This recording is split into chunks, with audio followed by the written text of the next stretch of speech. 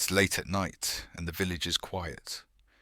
Every so often you hear a dog barking somewhere far away, or the sound of some restless villager turning over in bed.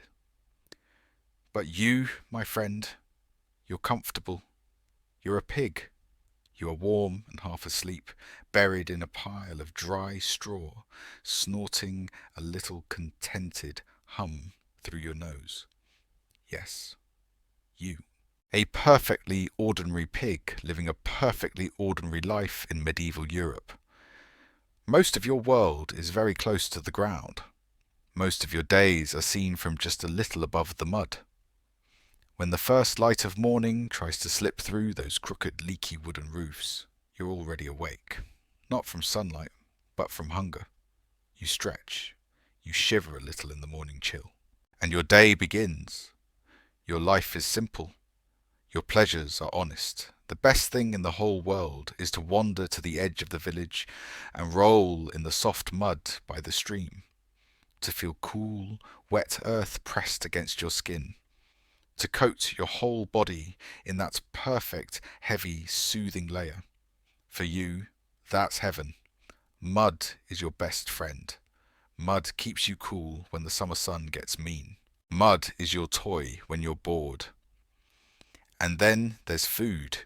You drop your strong nose to the ground and start rooting through the dirt, snuffling and digging and snorting, hoping to find treasure. A crushed pear someone stepped on, a bit of wilted cabbage root someone threw away. The Holy Grail. A tiny greasy scrap of bread. Humans, the creatures that walk around on two legs and make loud mouth noises, are always in the background of your day. They're busy. They're always carrying tools. You don't understand what they're saying, but you've learned a few of them. For example, the round one who always arrives with a wooden bucket. Ah, that one. That one is worth wagging your tail for. He's the best. Because in that bucket, kitchen scraps, sour milk, wilted leaves from last night's dinner, sometimes even bones. You and the other pigs crowd around, noses shoved deep inside, humming with happiness, while he sighs and pretends to be annoyed.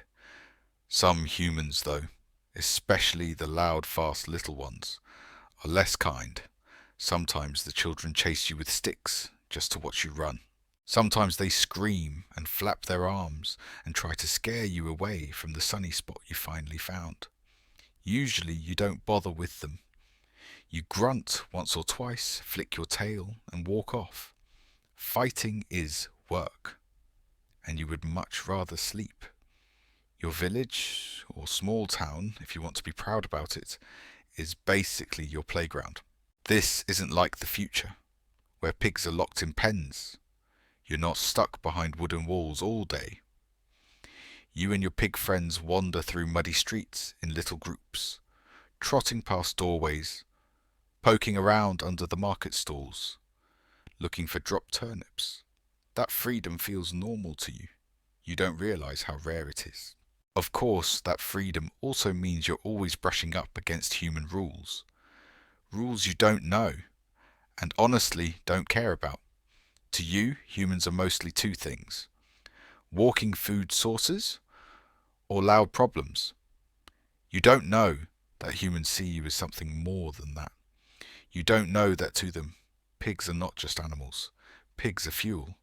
Pigs are meat. Pigs are oil. Your body is valuable. Your fat becomes cooking fat and lamp fuel. Your skin and hair and bones will be used in one way or another. Nothing is wasted. You've seen other pigs led away on a rope. Sometimes you even hear their screams float back through the air. After that, they never return. The humans call this slaughter. To you, it's just a smell you don't like, and a fear you don't have words for. But the truth is simple. To medieval people, you're not just an animal. You're an asset. You're almost a walking pantry, a moving barrel of meat and oil. You wouldn't like to think of yourself that way, of course. If you could talk, you'd probably prefer to say something like, "I am a philosopher of mud. a thinker of the warm afternoon sun. But here's something important about humans in this time. Many of them believe that the world is arranged in a strict order.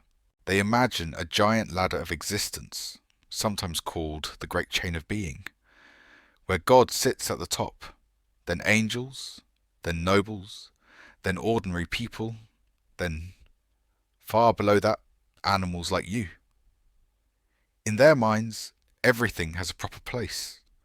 Everything has a proper behaviour. And if anything steps out of place, that is not just a problem. That is danger. That is sin. So when you do what pigs do, when you protect your babies, when you defend your food, when you squeal because you're scared, they don't always see it as natural. Sometimes they see it as defiance, rebellion, something that must be answered. You, of course, don't care about any of that. You care about food, warmth, and keeping your babies safe. And on one particular afternoon, that is exactly how your life will change forever. It should have been a normal day. The sun was warm, the air smelled faintly of hay, and someone's cooking fire. You'd just eaten a very fine lunch, some wilted greens, and a little mash that tasted like grain and water. You're lying in the shade of an old oak tree at the edge of the village, with your newborn piglets piled against your belly. They make little sleepy humming sounds and twitch their ears while they dream. You're dozing. The world is safe. For a moment, everything is perfect. And then you hear them. Children. Human children. You can tell right away. That particular shrieking excitement. That way of running, that sounds like chaos. You lift your head. Normally, if it were just you, you'd get up and walk away before they reached you. You're older now. You know how this game works. But today you can't walk away. Today your babies are here with you, still unsteady on their tiny legs. And the children are charging closer. One of them, a boy, louder and bolder than the rest, is holding a sharpened stick. He's waving it around and pretending to be a wolf. He runs straight at you and your piglets, yelling. Maybe he's just trying to show off. Maybe he's just playing. You don't know that. You only know one thing. That sharp stick is too close to your babies. A sound rumbles up from your throat. A deep warning growl. Your piglets, startled, squeal and press against your legs. The boy doesn't slow down. He comes closer, too close. The stick jabs forward, and in that split second, your mind stops being calm. Instinct takes over. You don't think. You lunge. You're not trying to be cruel. You're not planning anything. You're doing the only thing a mother knows how to do. Stop the threat. The next few moments are noise and panic. You hear yourself scream. You hear children shriek. You feel your body collide with something soft. Then it's on the ground. Then the other children are screaming even louder. And when you manage to shake your head clear and look up, the bold little boy is lying in the dirt, not moving. There's blood. You smell it, that sharp, iron, awful scent that always makes you uneasy. You freeze. You don't understand what just happened. You didn't mean to do anything wrong. You only wanted to protect your babies. You're a pig. You eat when you're hungry. You sleep when you're tired. You defend your young. Complicated human ideas like harm or guilt or murder. Those aren't things you understand. But fear? You understand fear. You feel it immediately, like cold water in your bones. You try to gather your piglets and leave, to get them somewhere safe. You start whining, urging them along. But it's already too late. The children are screaming for help. The shouting spreads through the village like a thrown stone sending ripples across a pond. Within minutes, adults come running. They rush to the boy first. You hear gasps, sobbing, someone crying out in horror. Then all their faces turn towards you. You've never seen humans look at you like that. Not annoyed, not amused, not mildly disgusted. This is something colder, something sharper. Rage. That pig, someone shouts, voice shaking. That pig killed him. That monster killed him. And suddenly you're not just a pig anymore. You are a murderer. People grab for whatever they can. Sticks, pitchforks, stones. They close in around you. Your piglets squeal in terror and press themselves against your belly. You back up whining, throat rattling with panic. You try, in the only language you have, to say, "I didn't mean to. I was scared. I was only protecting my children." But nobody is listening. In their eyes, you are no longer a familiar animal from their village. You are a threat to the human order. You did something unforgivable. You hurt a human child. And in this world, that is not an accident. That is a crime. You don't know this, but sometimes in these moments the owners of animals are blamed too, for not controlling them. You glance past the crowd and see your owner, the old farmer who usually feeds you. His face is pale. His eyes are full of horror and helplessness. He opens his mouth like he wants to speak for you, but then he just bows his head. He knows what's coming. More men move in.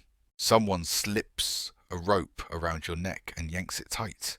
Another rope around your body. You scream. You thrash. You can barely breathe. Your piglets cry and scatter in panic. You try to twist free, to run, to get back to them. You can't. There are too many of them. In minutes you are dragged through the village, scraping long lines in the dirt with your hooves. People gather to watch. You can feel their eyes on you like lanterns. Curiosity, anger, fear, excitement. They drag you to a place you've never been. Not a sty, not a field. Somewhere cold and dark. An old storage shed maybe, or an empty barn that's been turned into a makeshift cell. They shove you inside and slam a heavy wooden door. The rope stays on your neck. You're alone. The floor is hard. The air smells like damp stone and rot. You don't understand most of what's happening, but you are starting to understand one thing. You are not in trouble in the way pigs are usually in trouble. You aren't about to be smacked away from a basket of cabbage leaves. You are in human trouble. And human trouble is different. Here is the part that is almost impossible to believe. But it's real. In medieval Europe, animals could be arrested. Animals could be put on trial. Animals could be sentenced. That sounds like a joke. It wasn't a joke. There are real records of pigs, cows, goats, even swarms of rats being tried in court as if they were people. In 1386, in the town of Falaise in France, a pig was accused of killing a baby. That pig was arrested. That pig was put in prison. That pig was brought to court. And eventually that pig was executed. That is not a story. That is documented. People wrote down the costs of the ropes, the gloves, the executioner's fee. They treated it like any other legal case. And now it's happening to you. You lie there in the dark, shaking. You miss your babies. You don't know if they're safe. You're hungry. You're scared. And outside your little wooden door, you can hear people talking. Not just villagers, officials, professionals. They're arguing about you. You hear words you don't understand. Trial, judgment, order, punishment, sin. You of course don't know what those words mean, but they are about to decide your entire life. Time passes. You don't know how long. You sleep in short, miserable bursts on the hard floor, waking cold and confused. Sometimes someone comes to the door to throw in mouldy crusts of bread and a dented bucket of water. It tastes foul, but you're too hungry to care. Sometimes people just come to stare. Some look disgusted, like you're filthy and beneath them. Some look afraid of you, even now when you're tired and shaking. Some look amused. A few look almost excited. You're beginning to learn something ugly. To them, you're no longer just an animal. You are now entertainment. Eventually, the door opens. A different kind of human steps in. Not a farmer, not a guard. This one is dressed in heavy dark fabric, finer than anything you've ever rubbed against. He smells like ink and cold air and importance. He peers at you the way people peer at something strange on a table. And then he says, in a steady voice, "Don't be afraid, poor creature. I've been appointed by the court to act as your defender." Imagine that. You, a pig, now have a lawyer. And to be clear, this is not fantasy. In some medieval and early modern trials, especially in parts of France and Switzerland, animals accused of crimes were sometimes assigned legal advocates. Human lawyers actually spoke on behalf of pigs or rats or donkeys in court. In one famous 16th century case, a lawyer named Bartholomew Chassenet defended a group of rats that had been accused of eating grain. One of his arguments was that the rats had not shown up in court because they were afraid of being attacked by cats on the way. And the court actually accepted that as a serious legal point. That really happened. So now, here you are, face to face with your own version of that. A man whose job is to argue in front of a judge that you, a pig, should not be condemned like a monster. He walks slow circles around you, muttering to himself, studying you. "No obvious madness," he murmurs, clearly distressed, displays fear responses. He takes notes, he sighs, he rubs his forehead. He talks to you like you understand him. "Why did you attack the child?" he asks softly. "Were you provoked? Were you frightened?" You don't understand his words. All you can do is grunt miserably. Whine. Shake your head. He nods like that means something. "Yes," he says under his breath. Yes, highly agitated, defensive, not predatory. He's trying. You can feel that.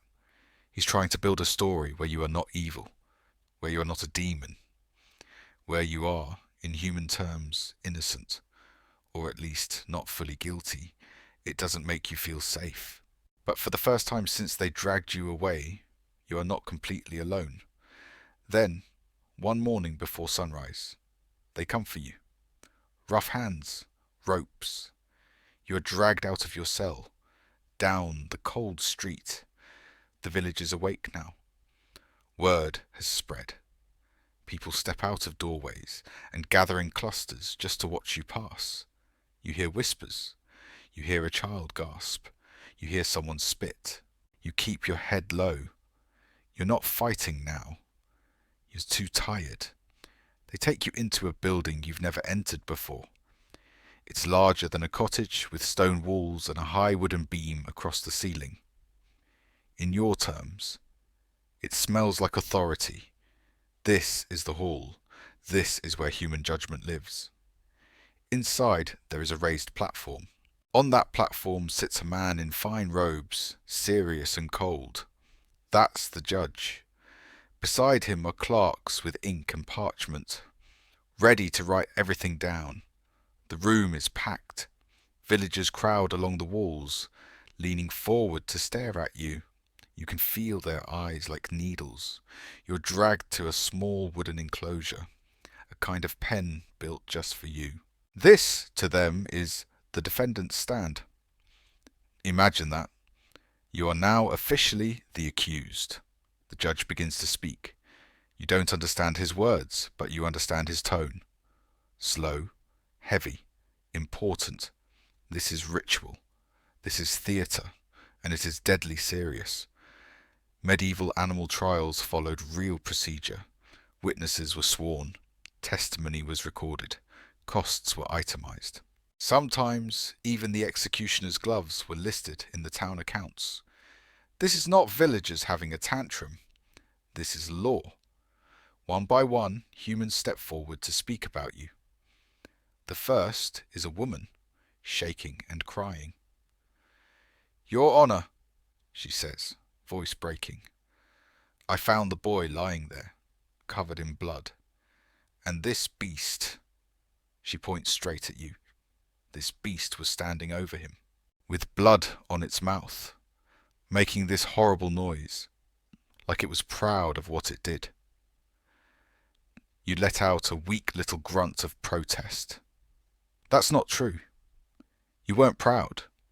You were terrified. The taste in your mouth was your own blood from panic biting your tongue.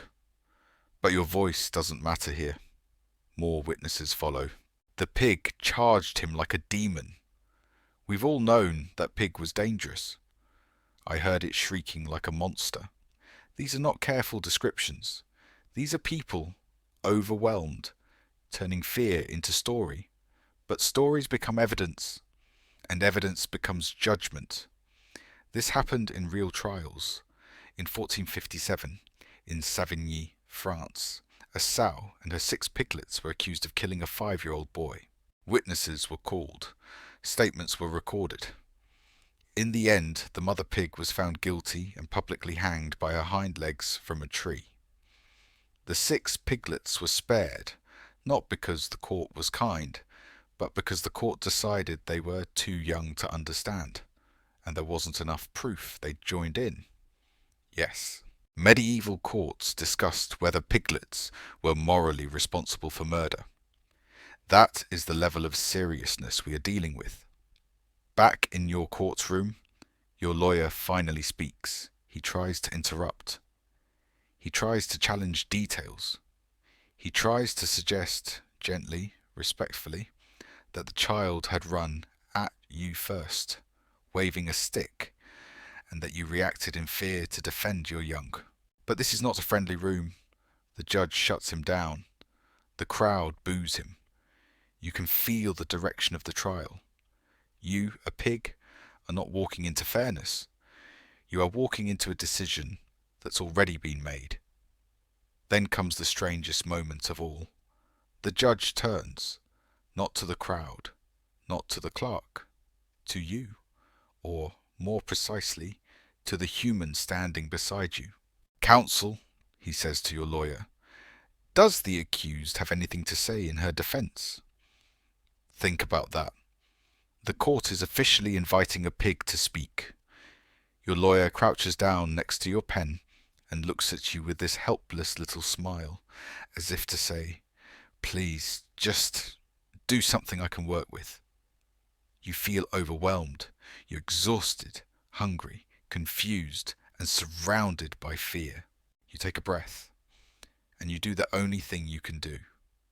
You scream, you squeal, you grunt, you sob in pig language. You pour out every bit of panic, loss, desperation, and rage inside you. The sound fills the hall. It's raw and miserable and real. And of course, some people in the audience start to laugh. To them, it's ridiculous. To them, it's just a pig making noise in a courtroom, like a puppet show. The judge pounds the table for order. And then all eyes turn to your lawyer, because now it's his job to translate. "Your Honor," he says, sweating through his nice robes, "my client wishes to express that she is deeply distressed and confused by these accusations. She's grieving for the injured child. She's frightened. She maintains that she did not act out of malice, but out of fear, in defense of her young." "Is that what you said?" "No. You said I'm scared. I'm scared. I want to go home. Where are my babies?" But this is the closest the human world will ever come to letting you speak. And here's something unbelievable. Sometimes courts really did treat animal behavior that way. If an animal howled and fought in court, people could say, "See? Look at its violence. Look at its evil nature." If it stood quietly with its head down, they could say, "See? It shows remorse." They read meaning into instincts. They turned reflex into confession. And so your desperate squeal just became your official legal position. After that, things happen quickly. The judge calls for a break. The trial resumes for a final session. And then, in a cold quiet that makes the air feel too heavy to breathe, the verdict is read aloud. The judge's voice is slow and ceremonial. This is about more than you. This is about the village. This is about order. He declares that you, the sow, unnamed, belonging to such and such household, did unlawfully attack and kill a human child. The evidence, he says, is clear. The crime is grave. The guilt is proven. Therefore, sentence is pronounced. Death, immediate. You don't understand every word, but you feel the room react. You feel the way people exhale, like something terrible inside them has finally been given a shape. In their minds, justice is being done. Order is being repaired. The world is being put back the way they believe it is supposed to be, with humans safely above animals. And you are the payment. Most pigs convicted of killing humans in medieval Europe were sentenced to death. Hanging was common. Sometimes it was worse. In certain cases, before execution, the pig was mutilated in the same way they believed the human victim had been, to make the punishment feel symmetrical. An eye for an eye, even if the accused was an animal. In Fairytales in 1386, that famous pig I mentioned, the one who killed a baby, was dressed in human clothes before being executed. They actually put her in a little jacket, pants, and gloves. They even put some kind of mask on her face to make her look more human. Then they hanged her in the town square. The records list the cost of the outfit. They list the payment to the executioner. They took it that seriously. It wasn't just killing a pig. It was theatre. It was a message. That's what happens next to you. After sentencing, they don't bring you back to your dark little pen. They take you somewhere else, somewhere almost like backstage. A few women appear carrying cloth, bright fabric, little bits of costume. You panic, you try to pull away, but you're tired and you're exhausted. They force you into clothing that was never meant for a body like yours. A tight vest, awkward fabric tied around your hind legs like shorts, gloves shoved over your front feet, and then, the final insult, a crude painted mask pushed down over your head. You try to shake it off. You squeal. They laugh. To them, this is part of the ritual. To you, it's humiliation you can't even name. Why did they dress pigs like people before killing them? Historians think there are a few reasons. Some say it was mockery. Look at this evil creature pretending to be like us. See what happens when an animal tries to act like a person. Some say it was a way to symbolically turn you into a person long enough to punish you as if you were human, so the execution would feel morally satisfying. Some say it let the crowd push all their fear, anger, grief, and superstition onto one visible figure, you, so the community could feel clean again afterward. Whatever the explanation, none of it matters to you. To you, it's simple. They've turned you into a spectacle. Then they take you to the place, the square, the gallows, somewhere public, somewhere everyone can see. People are already gathered. Some are somber.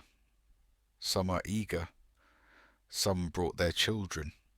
Some even brought their own pigs to watch, as if to say, "See? This is what happens if you step out of line. You are shoved forward. The rope goes around your neck. You look out at this world one last time. The humans staring up at you. The faces you've seen your entire life but never truly understood. You let out one low, miserable sound, and then it ends. Your body goes still. The crowd slowly breaks apart, each person carrying away a slightly different feeling. Satisfaction, horror, righteousness, relief. The executioner wipes his hands, mentally adds his fee to his accounts, and goes home. And you, just a pig who wanted to lie in the mud and feed her babies, disappear. Except you don't. Not really. Your story doesn't stop there. Humans remember things. Humans write things down. Humans argue about things for hundreds of years. Cases like yours, and like that sow in Falaise, and the sow and piglets in Savigny, and even stranger cases, like church courts putting rats on trial for eating grain, or priests publicly excommunicating caterpillars for ruining crops, or a rooster supposedly being burned because it laid an egg, and people believed that meant it was doing witchcraft. All of these were recorded, collected, studied. Centuries later, a researcher named Edward Payson Evans gathered many of these cases into a book about the prosecution and execution of animals. Historians and philosophers still read them, trying to understand how medieval people thought about law, guilt, order, and blame. And over time, something changed. In the 1700s and 1800s, the so-called Age of Enlightenment, human ideas about animals began to shift. Some thinkers, like the philosopher René Descartes, argued that animals were basically complicated machines. Alive, yes, but without true moral awareness, without the kind of soul humans claimed for themselves. That view is cold, even cruel. But it also creates a strange problem for animal trials. If an animal is just an unthinking creature of instinct, how can you blame it the same way you blame a person? How can you punish a machine for being a machine? Other thinkers came in with different arguments. Immanuel Kant said that the way we treat animals matters, not because animals are moral agents, but because cruelty to animals damages our own humanity. Jeremy Bentham asked a different question entirely, a question that is still important today. He said, the real question is not, can they think? Or even, can they talk? But can they suffer? If an animal can feel pain, he argued, then we have a duty to consider that pain. Put simply, you don't hang a pig in the town square to make yourself feel better. You try not to make her suffer in the first place. That way of thinking eventually became the seed of animal welfare law. Bit by bit across Europe, public animal trials faded. Executing a pig for murder began to look less like justice and more like superstition. By the 18th century, animal trials were dying out. By the 19th century, new laws, like early anti-cruelty acts in Britain, started being created not to punish animals, but to protect them from abuse. So what does that leave us with? It leaves us with you, a pig in a medieval village, a mother doing what mothers do, dragged into a system you could never understand, turned into a symbol, dressed up like a little human joke, killed, not just because of what happened on that afternoon under the oak tree, but because of what people believed about the world, and order, and fear, and sin, and what it means to be above something else. Your story sounds absurd now, darkly funny in places, horrifying in others, but it's also real, and it's a mirror. It shows us how far people will go to convince themselves that the universe makes sense. It shows us how we explain tragedy when we're scared. It shows us how we create justice, even when justice isn't really what's happening. And it reminds us of something uncomfortable. The things that feel normal and unquestionable in one era can look cruel and ridiculous to the next. People once dressed a pig in a vest and gloves and executed her in front of the town for the sake of order. Today we tell that story as a bedtime curiosity. What do you think people 500 years from now will say about us? So that's your story, my friend. Our little bedtime history. A little tragic, a little absurd, a little muddy, The night is quiet again now. You can close your eyes. You can let your mind drift somewhere softer, maybe back to the cool stream at the edge of the village, where the mud is perfect and the sun is gentle, and the only law that matters is the sound of your babies breathing against your side. Sleep well.